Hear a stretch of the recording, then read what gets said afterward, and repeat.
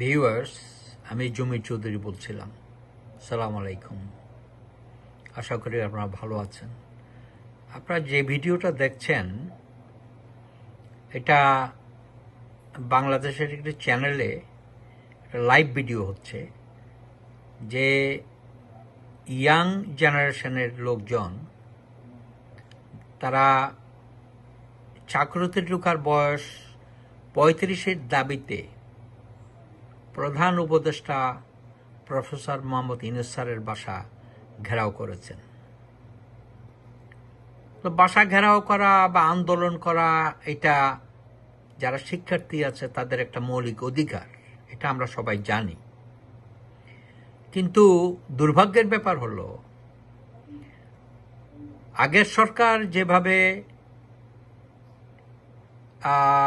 মিছিলে লাঠিসোঁটা দিয়ে পুলিশ বাহিনী, র্যাব এবং অন্যান্য নিরাপত্তা বাহিনীর লোকজন যেভাবে মিছিলকে বাধা দিয়েছে এবং লোকজন, ছাত্ররা বা জনগণকে হত্যা করা হয়েছে বা আহত করা হয়েছে, একইভাবে আমরা আশা করি নাই এই সরকারের আমলে আবার পুলিশের সে তাণ্ডব আমাদের তরুণ তাজা প্রাণদেরকে কেড়ে নেবে।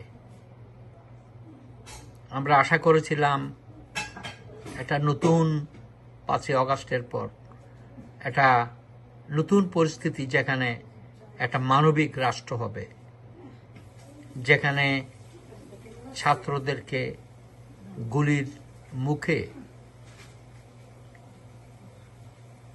যে নিহত হওয়া বা আহত হওয়ার ঘটনা ঘটবে না। আপনারা দেখেন বাস্তব পরিস্থিতি ঢাকায়।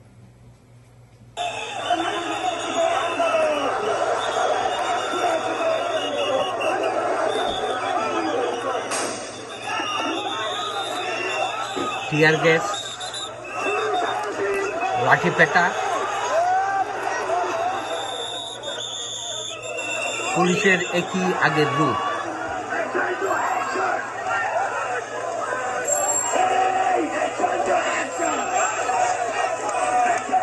করতে পারেন আর আমরা 30 বছরে কেন ইনভ্যালিড হয়ে যাব? বাংলাদেশ বিশ্বের একটা দারিদ্র পীড়িত দেশ। আমরা বলি উন্নয়নের রোল মডেল। কোথায় এই উন্নয়ন? বেকারদের সঙ্গে প্রহসন, বেকারদের সঙ্গে বারবার এই স্বেচ্ছাচারিতা আমরা মেনে নিতে পারবো না। আমাদেরকে সচিবালয়ে যেতে বলেন, সচিবালয়ে যে আমাদেরকে মোনা ঝুলিয়ে দিয়ে এই 12 বছরের আন্দোলনটাকে থামিয়ে দেওয়ার চেষ্টা করা হয়েছে। বারবার আজকে দেখা গেছে এই মাহাথির মোহাম্মদ 92 বছর বয়সে মালয়েশিয়ার প্রধানমন্ত্রী হয়ে দেশকে নেতৃত্ব দিচ্ছেন। বয়স আসলে কোনো ফ্যাক্ট না, এখানে ফ্যাক্ট হচ্ছে আপনার যোগ্যতা, আপনার দক্ষতা। আপনার দক্ষতা যোগ্যতা যদি থাকে, তাহলে কেন আপনার এই রক্তে মাংস করে একটা মানুষকে 30 বছরে ইনভ্যালিড ঘোষণা করা হবে? আজকে বাংলাদেশের গড় আয়ু হয়েছে 73.3 অর্থনৈতিক সমীক্ষা 2024 অনুযায়ী 2665। আজকে জিডিপি, মাথাপিছু জিডিপি হয়েছে 2784 মার্কিন ডলার, আজকে মাথাপিছু আয় হয়েছে। তাহলে এত উন্নয়ন দিয়ে আমরা করবো কি, যদি এই 26,53,000 বেকার আজকে এই রাজপথে ঘুরতেছে? আজকে মানুষের দাঁড়ে দাঁড়িয়ে বলছে আমরা চাকরি চাই না, আমরা চাই সুযোগ। আজকে এমসিকিউ ভরাট করার একটা সুযোগ চাচ্ছে, আজকে পরীক্ষায় বসার একটা সুযোগ চাচ্ছে। এই পরীক্ষায় বসিয়ে আজকে আমরা আমাদের মেধার যোগ্যতা আর ভিউয়ার্স, এই যে ছাত্ররা, তারা কিন্তু এখনই চাকরিতে তাদেরকে দেওয়ার কোনো আন্দোলন করছে না। তারা বলছে তারা পরীক্ষায় বসার সুযোগ পাক।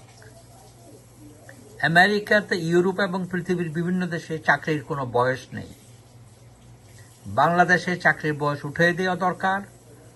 কোনো বয়স থাকবে না। যে কেউ যে কোনো চাকরির জন্য তাদের যদি জ্ঞান, দক্ষতা, অ্যাবিলিটি, সামর্থ্য থাকে, কম্পিটেন্সিস থাকে, যোগ্যতা থাকে এবং তারা কাজ করার সামর্থ্য থাকে, তাহলেই তারা চাকরি পাবে।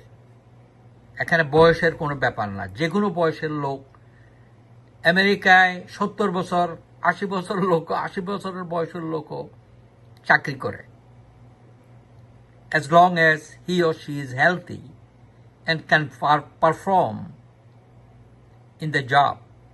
তো আশা করি বাংলাদেশ এটা থেকে শিক্ষা নেবে এবং নতুন বাংলাদেশের আমরা একটা দেখব, যে নতুন বাংলাদেশ দেখব। ধন্যবাদ আপনাদের সবাইকে।